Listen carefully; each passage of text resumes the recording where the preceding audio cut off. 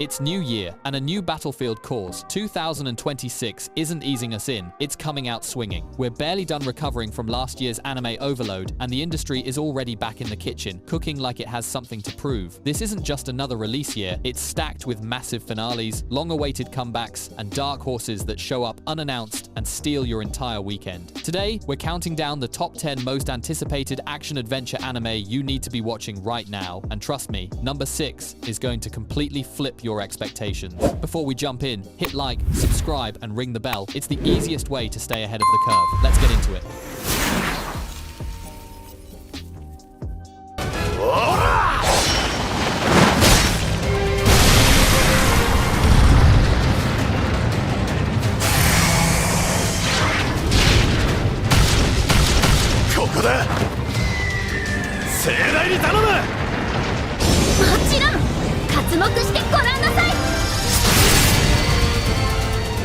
At number 10 is Sentenced to Be a Hero. Tired of heroes who are just nice. Sentenced to Be a Hero takes that classic fantasy setup and throws it into a wood chipper. Forget being summoned by a princess. Here, you're conscripted by the warden. Our so-called hero is Xylo Forbarts, a man with a rap sheet so long it could be a novel, whose final crime was the unthinkable, deicide, killing a goddess. His sentence is that instead of a cell, he's thrown into Penal Hero Unit 9004, a legion of the kingdom's worst criminals, and hurled onto the front lines of a hopeless war against the Demon King's army. But here's the brutal, genius twist that makes this show so addictive. Death is just a timeout. The hero's sacrifice spell binding them means when they fall in battle, they are resurrected a few days later, memories intact, right back in the trenches. It's an infinite bloody punishment loop. The show digs deep into what that does to a person's mind.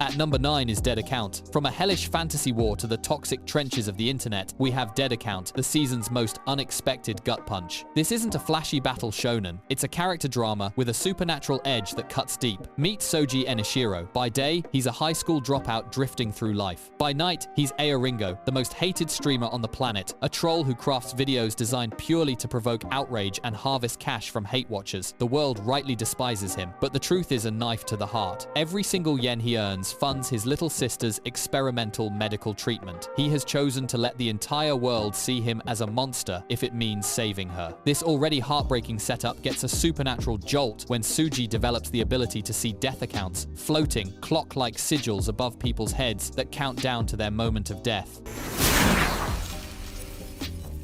At number 8 is The Apothecary Diaries Season 2. Don't let the beautiful court robes fool you. The Apothecary Diaries is back, and while its backbone is still razor-sharp mystery, Season 2 is packing a serious adventure punch. Our genius poison nerd Mao Mao has finally traded the gilded cage of the rear palace for her true home, the Verdigris House Apothecary. And Jinshi, that impossibly beautiful bureaucrat, has had his world-shattering secret revealed, forcing him to step into his true, monumental role in the Empire. Now the game changes completely. The heart of this new season lies in a journey far beyond the capital's walls. Whispers of trouble in the northern provinces, famine, strange illnesses, political unrest require attention. This means Mao Mao, with her unique eye for detail, and Jinshi, with his newfound authority, will be navigating uncharted, dangerous territory.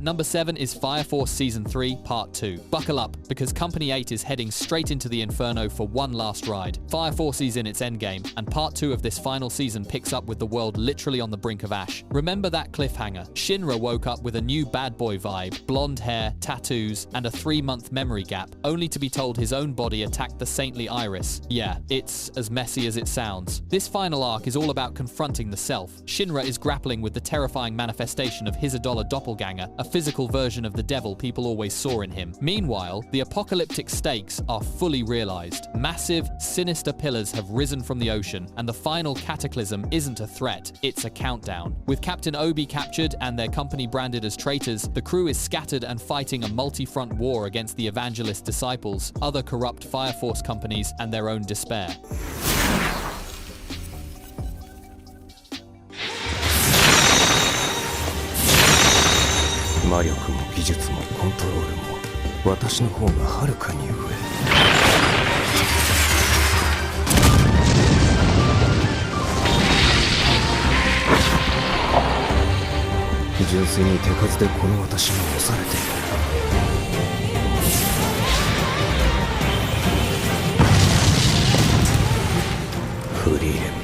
At number 6 is Frieren, Beyond Journey's End Season 2. The journey north continues, and Frieren Season 2 remains a masterclass in quiet beauty that can suddenly knock the wind out of you. Yes, it's still about an elf mage retracing the steps of her legendary party, collecting spells, and pondering the decades she took for granted. But the path to the mythical Northern Plateau, where the Demon Lord was defeated, is where the series' tactical combat truly shines. This season delves deeper into the lethal philosophy of magic in this world. Battles against demons are less about firepower and more about ruthless efficiency, preparation, and exploiting an enemy's arrogance. Frieren, with her millennium of experience, is the ultimate strategist. Fern, her prodigy student, has spellcasting so precise it's terrifying. And Stark, the dragon-slaying warrior, fights with a bravery that masks his deep-seated fears.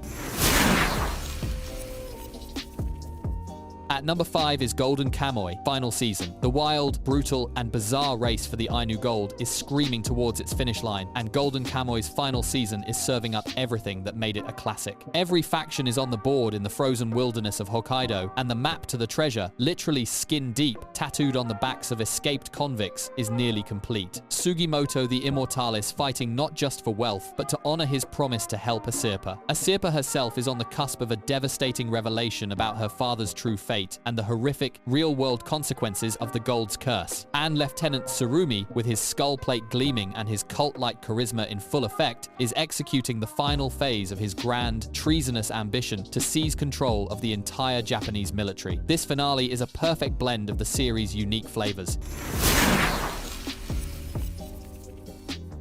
それでも生きる道を選んでいたと思うよ。ウルクの民のためにね。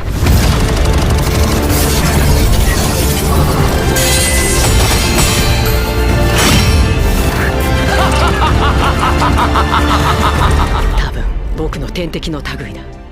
死の呪いか。俺としたことが優越に浮かれていたようだ。お前は変わらんな。今宵最後の一撃だ。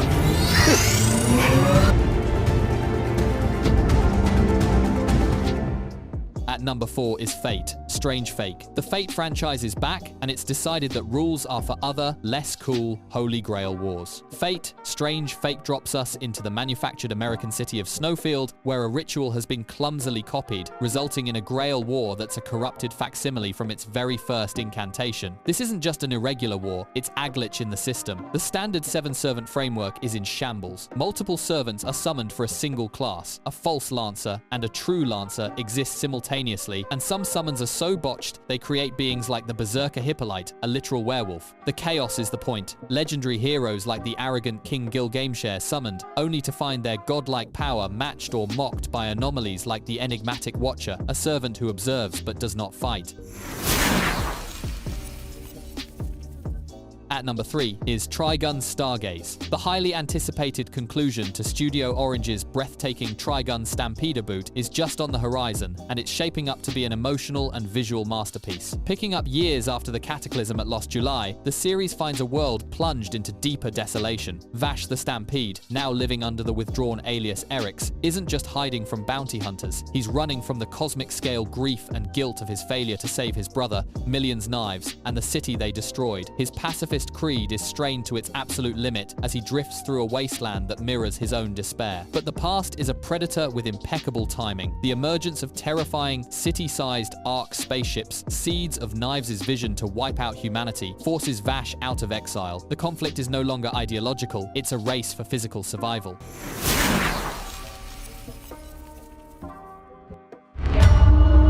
幕府への報告は終わった。すぐに出立するぞ。新戦況へ。怖いわよ。ダメだ。思い出せない。奇妙な喪失感か。者が死者に勝てるか。ガランドに。 At number 2 is Hell's Paradise Season 2. This year, the dark fantasy survival horror is back, and it's diving deeper into the island's beautiful, terrifying heart. Hell's Paradise Season 2 finds Gabimaru the Hollow, the stoic executioner Sagiri, and the dwindling band of survivors finally reaching the source of the island's madness, the ornate, otherworldly castle of the Tensen. These rulers are not mere monsters. They are celestial beings who have mastered Tao, the essence of all life, and their grand, horrifying goal is now clear. They seek to refine all living things on the island into a single eternal form, a twisted paradise of homogenized immortality where individual will is erased. This season transforms from a survival scramble into a desperate siege. To have any hope of escaping with the elixir of life, our ragtag group must now band together to storm a fortress defended by gods. At number 1 is Jujutsu Kaisen Season 3, and here it is. The king is back, and the anime world is holding its breath. Jujutsu Kaisen Season 3 plunges us headfirst into the aftermath of the Shibuya incident, and there is no time to mourn. Tokyo is drowning in curses, Gojo is sealed, and Yuji Itadori is shattered by guilt. And just when it seems it can't get worse, the Jujutsu higher-ups send special grade sorcerer Yuta Okotsu, yes, the guy from the movie, to execute Yuji on the spot. This is all just the brutal prelude to the main event, the Culling Game.